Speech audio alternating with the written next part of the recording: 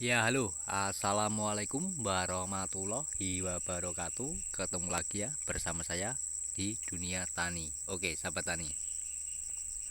Untuk video kali ini, dunia tani membahas tentang apa? Yaitu kelapa sawit. Penyebab buah itu bisa ngetrek itu apa saja sih Pak? Ya, ini pertanyaan yang sangat bagus dari salah satu netizen ya. Oke, jadi untuk sebuah trek kelapa sawit itu bisa diantisipasi dan bisa diprediksi ya teman-teman ya. Nah, cara antisipasinya dan prediksinya gimana Pak? Jadi gini, yang terutama saya jelaskan itu indikasinya ya. Indikasi buah ini bisa ngetrek itu karena apa?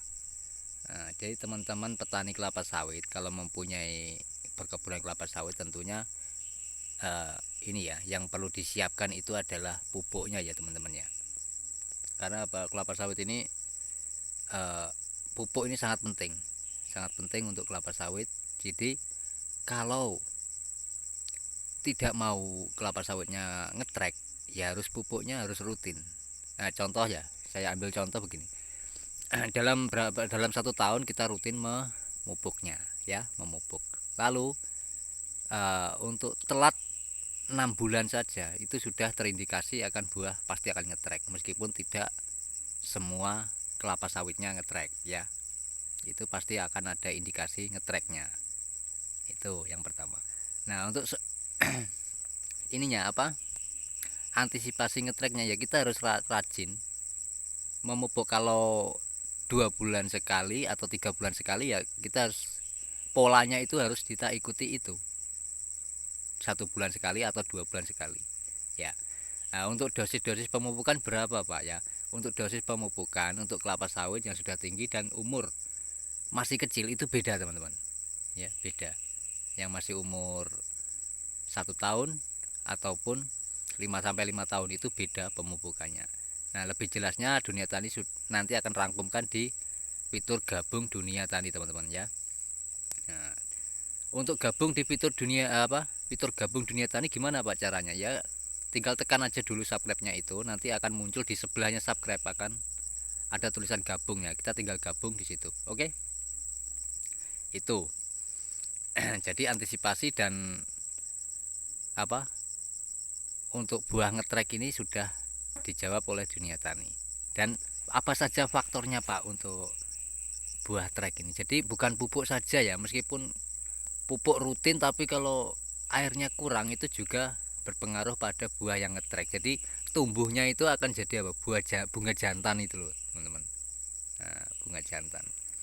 Nah, bunga jantan ini bisa terindikasi itu buah jantan yang ngetrek atau tidak, itu bisa terindikasi teman-teman ya, bisa terindikasi, bisa dilihat. Kalau buah jantannya itu terus berjejer numpuk itu alamat kalau kelapa sawit itu akan ngetrek. Tapi kalau cuman satu baris muter itu dia hanya sementara teman-teman. Jadi setelahnya itu dia akan buah produksi atau buah kelapa sawitnya itu yang dunia tani pelajari di uh, persawitan ini teman-teman ya. Oke, itu semoga bisa mewakili ya petani-petani kelapa sawit yang sebagian kecil belum mengerti atau sebagian besar belum mengerti tentang kelapa sawit ya teman-teman ya.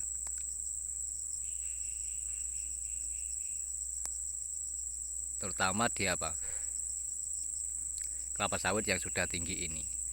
Nah, untuk kelapa sawit yang sudah tinggi ini itu buahnya sudah mulai jarang teman-teman ya. Kenapa kok mulai jarang? Karena apa? Untuk unsur hara yang ada di tanah ini sudah berkurang teman-teman. Makanya kalau sawit segini besarnya, segini tingginya itu memang harus banyak pupuknya. Nah, jadi pupuknya itu jangan sampai pupuk kimia terus teman-teman ya. Jadi sahabat tani boleh intip di video-video saya sebelumnya ya tentang pupuk apa saja yang ini.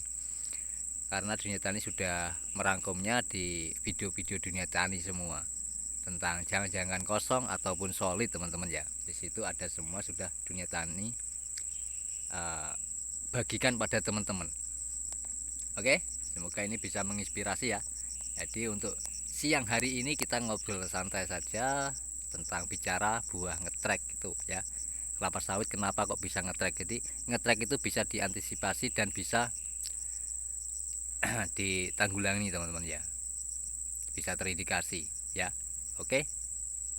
Nah, ini kelapa sawit yang sudah tahun tanamnya itu 2007 teman-teman ya. Nah, itu. Ini ada di suatu perusahaan tempat saya bekerja teman-teman ya. Oke, semoga ini bisa menjadi motivasi bagi petani-petani kelapa sawit ya, dan bisa diambil sisi positifnya untuk video kali ini ya teman-teman. Nah, sangat ini apa bersih tempatnya, lahannya.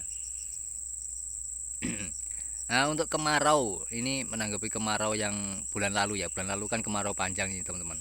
Untuk kelapa sawit apa berdampak? Sebenarnya tidak berdampak teman-teman, tidak berdampak sebenarnya ya. Yang berdampak itu hanya sebagian kecil, sebagian kecil teman-teman. Yang gimana Pak sebagian kecil itu? Sebagian kecil itu biasanya sebelum kemarau yang kemarin terjadi itu tidak dipupuk untuk kelapa sawitnya. Dikarenakan apa? Kalau petani-petani kelapa sawit pasti kan terkendala di harga pupuknya mahal ya teman-teman ya. Pasti itu. Setelah waktu sebelum kemarau terjadi itu tidak dipupuk. Nah, setelah kemarau, apalagi kemarau pasti tidak dipupuk ya teman-teman ya. Nah, sekarang inilah yang memasuki musim treknya buah kelapa sawit pasti di saat ini. Karena sebelum kemarau kemarin sudah tidak dipupuk itu. Nah, jadi masuknya treknya saat ini. Nah, untuk cara mengatasinya gimana Pak? Ya cukup kita pupuk aja pakai pupuk KCL bisa teman-teman. Ya, untuk pupuk KCL bisa. Oke, semoga ini bisa menginspirasi bagi teman-teman ya, dan kreator semua, bagi petani kelapa sawit. Saya akhiri dulu videonya sampai sini. Sampai ketemu di video saya selanjutnya. Salam bagi petani, salam sejahtera ya pastinya. Oke, saya akhiri videonya. Wa taufiq wal hidayah. Wassalamualaikum warahmatullahi wabarakatuh. Salam tandan berduri.